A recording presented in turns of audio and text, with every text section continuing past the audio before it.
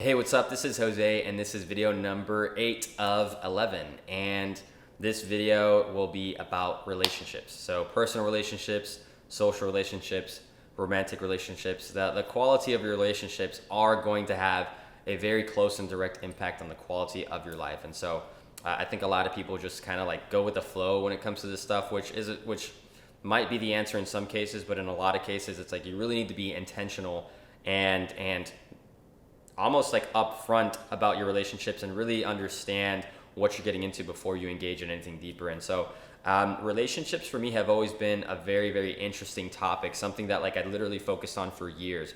And what I did notice about myself is that the relationships I had when I was younger were most of them were very, very surface level. I couldn't get very deep with people because I was afraid of opening up. I was afraid of being vulnerable. And a lot of that stemmed from my upbringing. So, okay, see again, now all these things you're starting to see how like a lot of the concepts I've talked about in all these videos are coming together. If you haven't watched the previous ones, go watch all those before you watch this one. Now, a lot of my lack of self-esteem and confidence in relationships stemmed from my upbringing. And so, just to reiterate, my parents got divorced when I was like 12 or something like that. And it really left a lot of holes in terms of like being able to find the right people and feel good about myself and to trust people, right? There was I had a very, very hard time trusting people. And even like, let's say even in like my romantic relationships, even when I found someone that I really liked, it was almost impossible for me to commit because in my brain it was always like there was always like a scarcity of good relationships because I grew up in a tumultuous household. You know, in my head, I was going to get divorced. I was destined for bad relationships. And so I was always searching for the next best thing. I was always searching for the next best opportunity. And the reason that hindered me so much in relationships is because it basically made it almost impossible for me to just be happy and present with where I was at in that moment. Okay. And so, personal relationships are some of the most important things. Oh, you're going to be having them for the rest of your life. Of course they're important. You're going to have personal relationships for the rest of your life.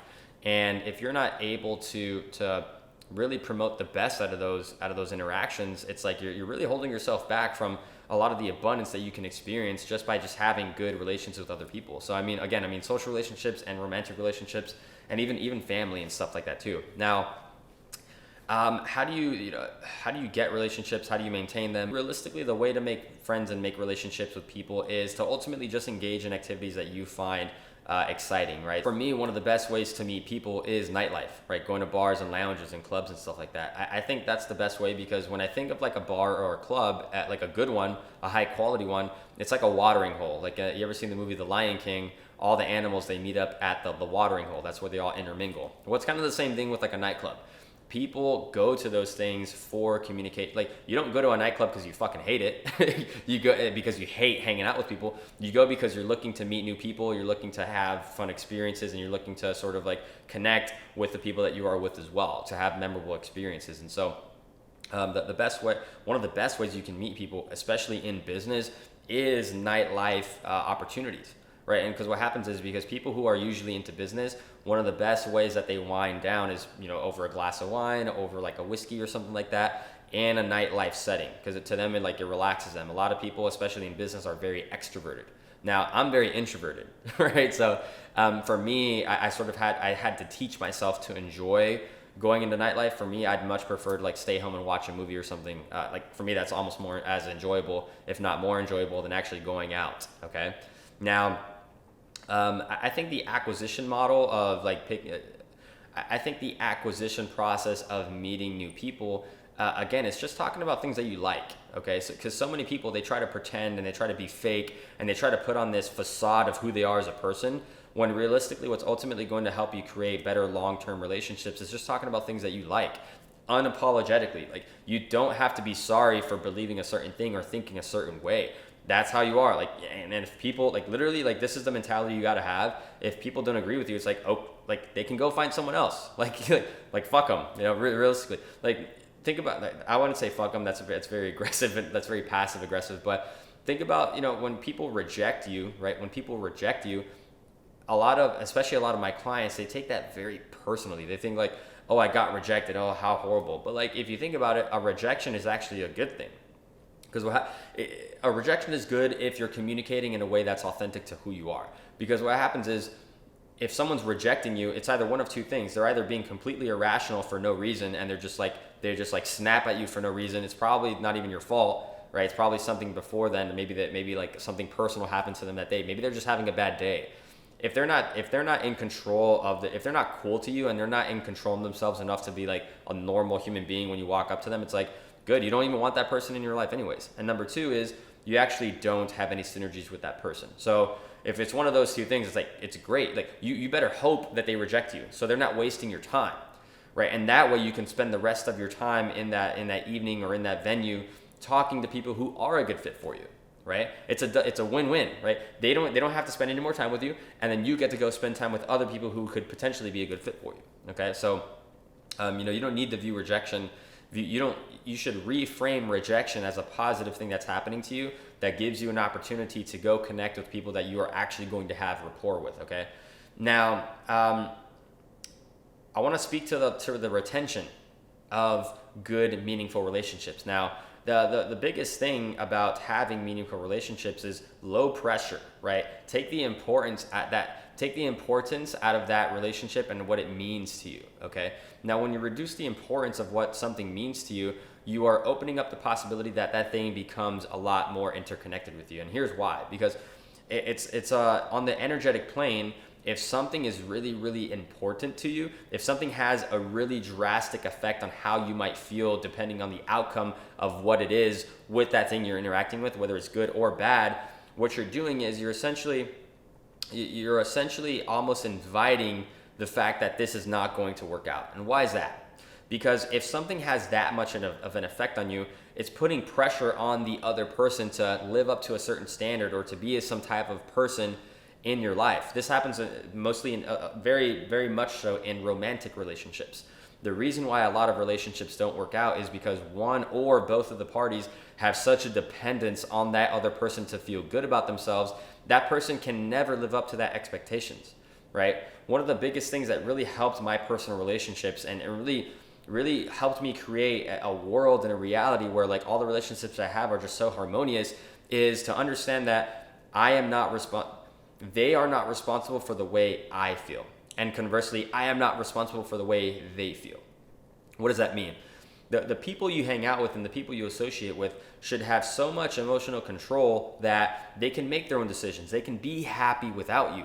They're not dependent on you in any possible way.